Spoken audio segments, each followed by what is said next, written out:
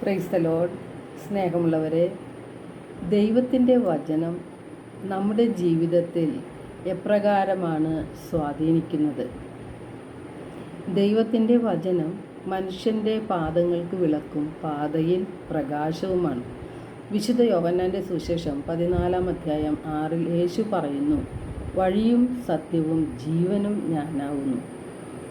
എന്നിലൂടെയല്ലാതെ ആരും പിതാവിൻ്റെ അടുക്കലേക്ക് വരുന്നില്ല. അപ്പോൾ ദൈവത്തിൻ്റെ വചനം നമ്മുടെ സമസ്ത മേഖലകളെയും സ്പർശിക്കുന്നുണ്ട്. നമുക്ക് തെറ്റുകൾ പറ്റുന്നത് എന്തുകൊണ്ടാണ്?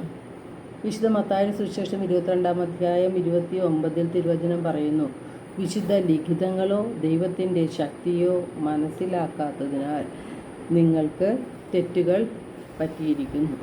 വചനം പാലിക്കുന്നവർക്ക് തെറ്റുപറ്റുകയില്ല.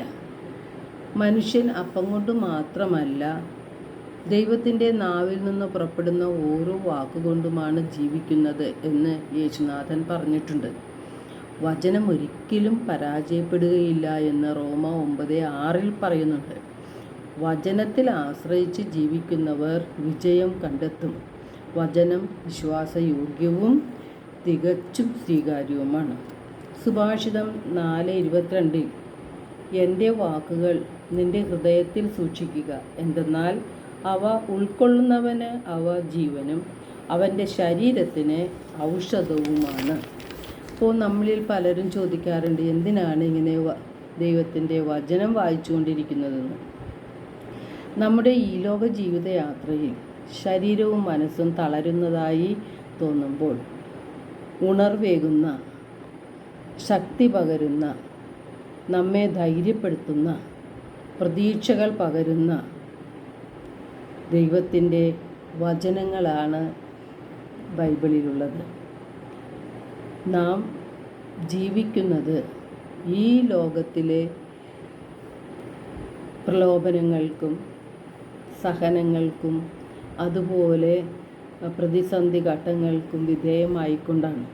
അപ്പോൾ നാം ജീവിതയാത്രയിൽ പതറിപ്പോകാതെ, പ്രലോഭനങ്ങളിൽ അകപ്പെട്ടു പോകാതെ, തെറ്റുകളിൽ വീഴാതിരിക്കാൻ വചനം നമ്മെ നിത്യവും സഹായിക്കും. അത് മനുഷ്യൻ്റെ പാദങ്ങൾക്ക് വിളക്കും പാതയിൽ പ്രകാശവുമാണ്.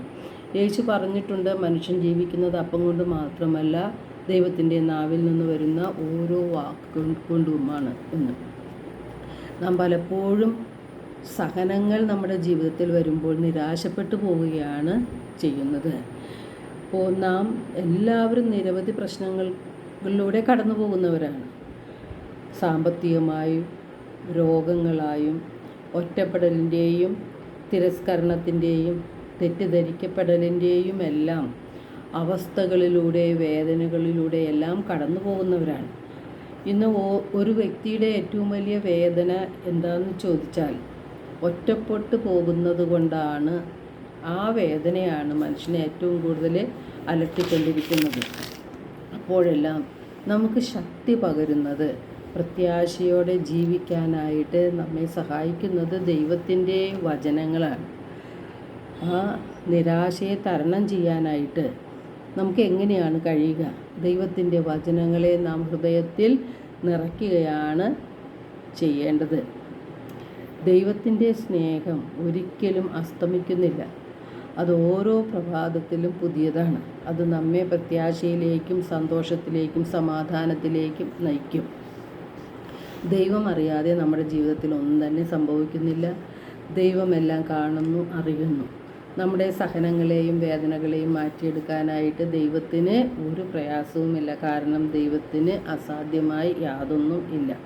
റോമ 8:28 തിരുവചനം പറയുന്നുണ്ട്, ദൈവത്തെ സ്നേഹിക്കുന്നവർക്ക്, അവിടുത്തെ പദ്ധതി അനുസരിച്ച് വിളിക്കപ്പെട്ടവർക്ക് സർവ്വവും അവിടുന്ന് നന്മയ്ക്കായി പരിണമിക്കുന്നു എന്ന്. അപ്പോൾ ദൈവത്തിന് നമ്മെക്കുറിച്ചൊരു പ്ലാനും പദ്ധതിയുമുണ്ട്. അത് നമ്മുടെ നാശത്തിനുള്ളതല്ല, നമുക്ക് ശോഭനമായ ശുഭകരമായ ഭാവിയും പ്രത്യാശയും നൽകുന്ന ഒരു പദ്ധതിയാണ്. സുഭാഷിതം 16:1 തിരുവചനം പറയുന്നുണ്ട്, മനുഷ്യൻ പദ്ധതികൾ വിഭാവനം ചെയ്യുന്നു, എന്നാൽ അന്തിമമായ തീരുമാനം കർത്താവിൻ്റേതത്രേ എന്ന്. സഹനം ദൈവം നമ്മുടെ ജീവിതത്തിൽ അനുവദിക്കുന്നുണ്ടെങ്കിൽ അതിൻ്റെ പിന്നിൽ ദൈവത്തിന് ചില പദ്ധതികളുണ്ട്.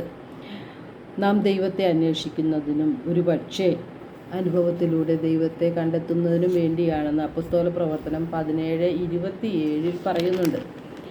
ഫിലിപ്പി 1:29 ക്രിസ്തുവിൽ വിശ്വസിക്കാൻ മാത്രമല്ല അവനു വേണ്ടി സഹിക്കുവാൻ കൂടിയുള്ള അവകാശം അവനെ പ്രതി നിങ്ങൾക്ക് ലഭിച്ചിരിക്കുന്നു. 2 തിമോത്തി 3:12 യേശുക്രിസ്തുവിനോട് ഐക്യപ്പെട്ട് വിശുദ്ധ ജീവിതം നയിക്കുവാൻ ആഗ്രഹിക്കുന്നവരെല്ലാം പീഡിപ്പിക്കപ്പെടും. യേശയ്യാ 48:10-11 തിരുവചനങ്ങളിലൂടെ ഞാൻ നിന്നെ ശുദ്ധീകരിച്ചു, എന്നാൽ വെള്ളി പോലെയല്ല, കഷ്ടതയുടെ ചൂളയിൽ നിന്നെ ഞാൻ ശോധന ചെയ്തു. എനിക്ക് വേണ്ടി, അതെ എനിക്ക് വേണ്ടിയാണ് ഞാനത് ചെയ്തത്. നമ്മെ ശുദ്ധീകരിച്ച് ദൈവത്തിൻ്റെ സ്വന്തമാക്കാൻ വേണ്ടിയാണ് പലപ്പോഴും സഹനങ്ങൾ നമ്മുടെ ജീവിതത്തിൽ ദൈവം അനുവദിക്കുന്നത്. എല്ലാ സഹനങ്ങളും ദൈവം നമ്മുടെ നന്മയെ മാത്രം ഉദ്ദേശിച്ച് അനുവദിക്കുന്നതാണ്. നമ്മെ ദൈവത്തെ കണ്ടെത്തുന്നതിനും ആ അന്വേഷണത്തിലൂടെ ദൈവത്തിൽ എത്തിച്ചേരുന്നതിനും ആത്മാക്കളെ രക്ഷിക്കുന്നതിനുമാണ് ദൈവം പദ്ധതി ഇടുന്നത്. ദൈവത്തിൻ്റെ സ്വന്തമാക്കുക എന്നതാണ് ദൈവത്തിൻ്റെ ലക്ഷ്യം. എല്ലാവർക്കും ഒരു നല്ല ദിനം ആശംസിക്കുന്നു. ദൈവം നമ്മെ ഓരോരുത്തരെയും സമൃദ്ധമായി അനുഗ്രഹിക്കട്ടെ.